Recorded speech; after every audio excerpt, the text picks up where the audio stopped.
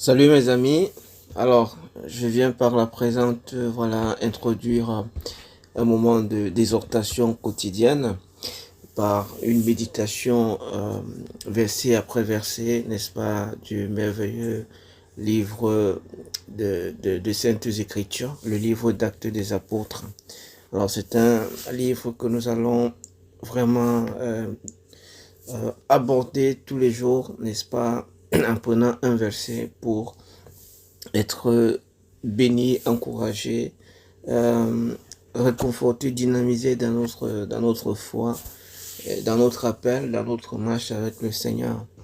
Voilà, donc ce matin, je commencerai justement euh, par partager le tout premier verset, n'est-ce pas, de ce magnifique livre, voilà, écrit par le docteur Luc. Voilà, disciple de Christ Jésus, mais aussi médecin, physicien de son temps, voilà, qui a aussi servi auprès de l'apôtre Paul. Voilà. Donc, le premier verset du premier chapitre du livre d'Actes des Apôtres, n'est-ce pas, dit ceci: Théophile, j'ai parlé de mon premier livre.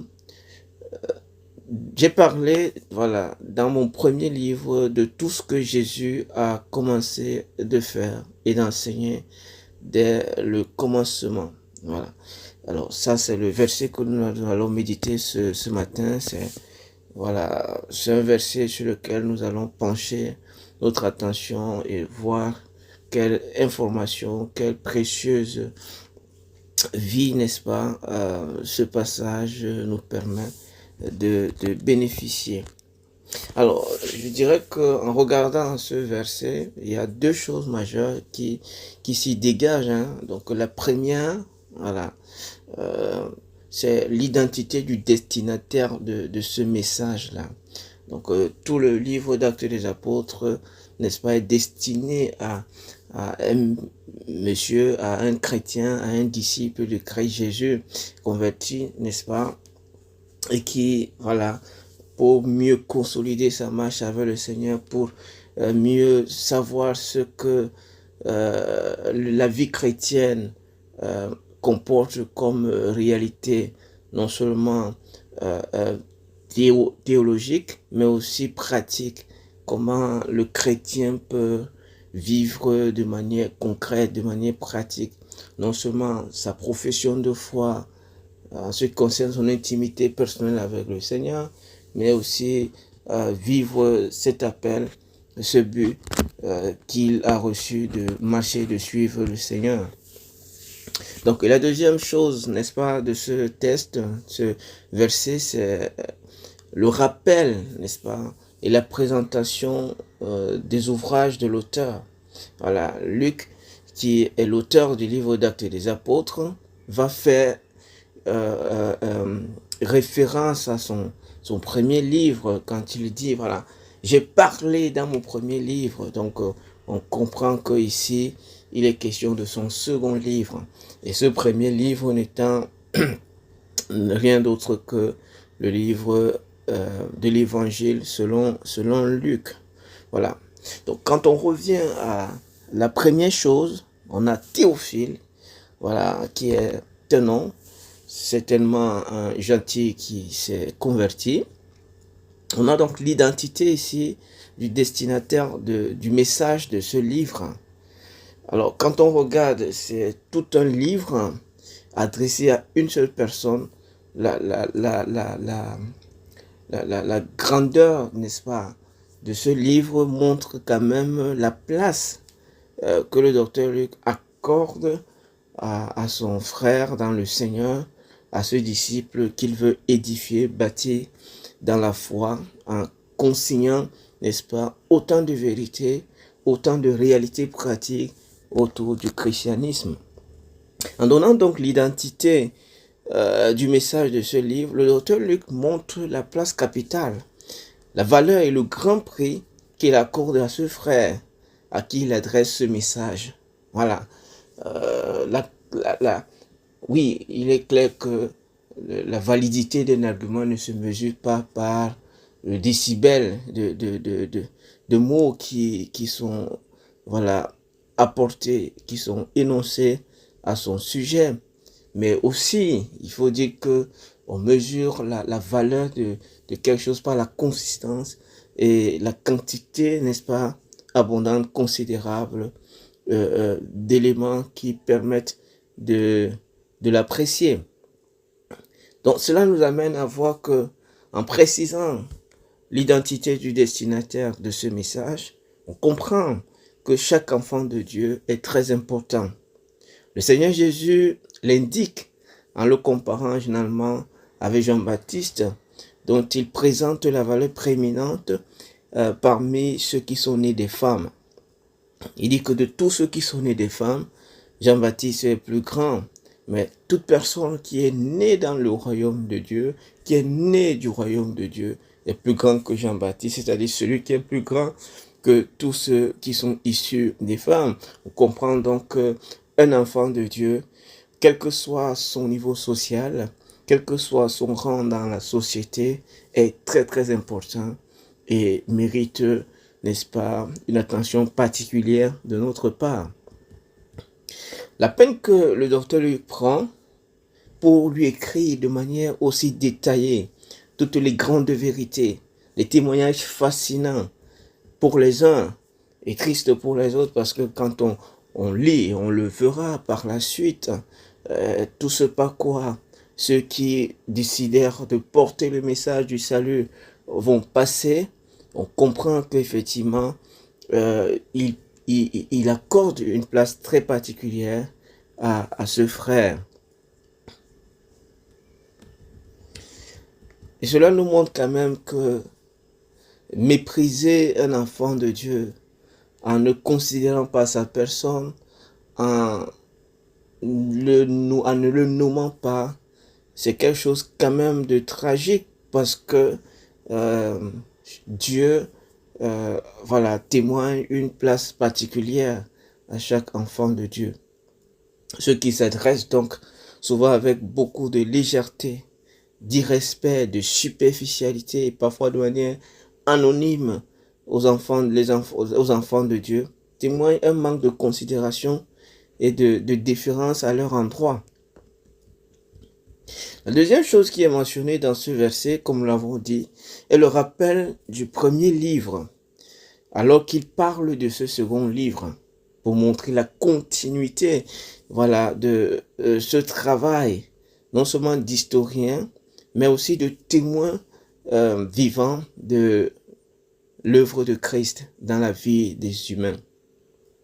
Il évoque le premier livre qu'il lui avait adressé, qui n'est rien d'autre que le livre de l'évangile selon Luc, qui porte effectivement son nom, à voir dans Luc chapitre 1, du verset 1 au verset 3. Rappelant ce premier livre, il précise quelque chose de très important. Il parle de ce que le Seigneur Jésus a commencé de faire et d'enseigner dès le commencement.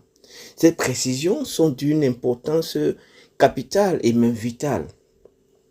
L'évangile qui relate la vie de Jésus sur terre, depuis sa naissance jusqu'à son ascension au ciel, son retour au Père, n'est pas la fin de l'œuvre du Seigneur. C'est le commencement de son œuvre et non le commencement et la fin de l'œuvre rédemptrice de Dieu par Christ. Cette œuvre devra donc se poursuivre par les membres de son corps qu'est l'Église. La mention dès le commencement n'est pas à prendre à la légère. Sa place est justifiée par l'anticipation du cœur de l'homme qui est souvent trop curieux et parfois insatisfait par ce qui lui est présenté. En lui rappelant le contenu de ce premier livre, il précise qu'il n'a rien sauté, qu'il garde la même linéarité, la même chronologie, la même diachronie, la même continuité de son travail d'historien et de témoin oculaire des choses et des événements qui sont rapportés. L'histoire de Jésus-Christ, relatée dans l'évangile selon Luc, comprend l'œuvre de Dieu par Christ dès le début. Le message là est simple. Tout ce dont nous avons besoin concernant la genèse de Jésus est clairement mentionnée. Nous devons éviter toute curiosité inutile qui voudrait nous pousser à aller fouiller des choses qui ne seront qu'une fatigue de corps et non un investissement qui contient une valeur ajoutée.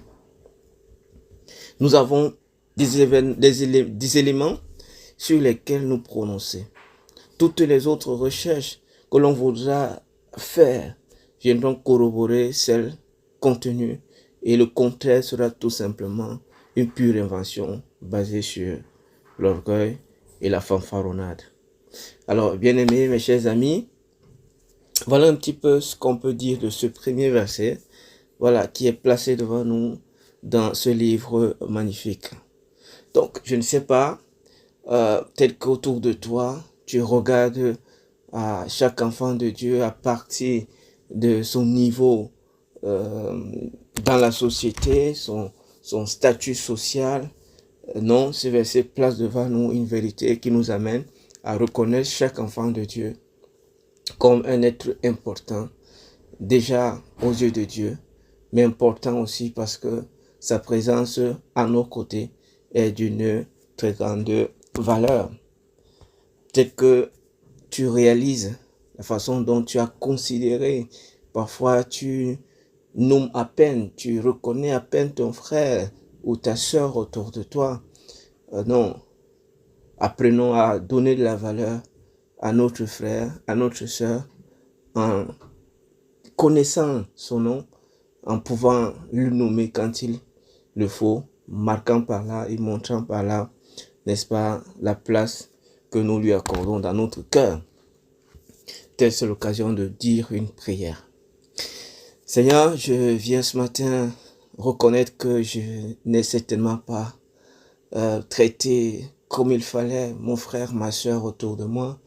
Je reconnais que parfois je l'ai considéré qu'en relation avec sa place dans la société. Je te demande pardon, Seigneur, pour tout mépris à travers des termes vulgaires, à travers l'anonymat, chaque fois qu'il fallait, n'est-ce pas, parler de mon frère ou de telle sœur. Je te prie, Seigneur, de me pardonner cette méprise et cette imprudence dangereuse. Je supplie que ta parole qui est dite ce matin se saisisse de mon cœur et me conduise à une plus bonne considération, Seigneur, une meilleure considération de mon frère, ce respect qu'il mérite, Seigneur, pas parce qu'il a fait ceci ou cela, d'abord non, mais parce que il est né de ton royaume. Béni sois-tu, Seigneur, au nom de Jésus-Christ. Amen. Dieu vous bénisse et retrouvons-nous demain pour une autre méditation quotidienne, c'est-à-dire le verset 2 du premier chapitre du livre d'Actes des Apôtres. Shalom.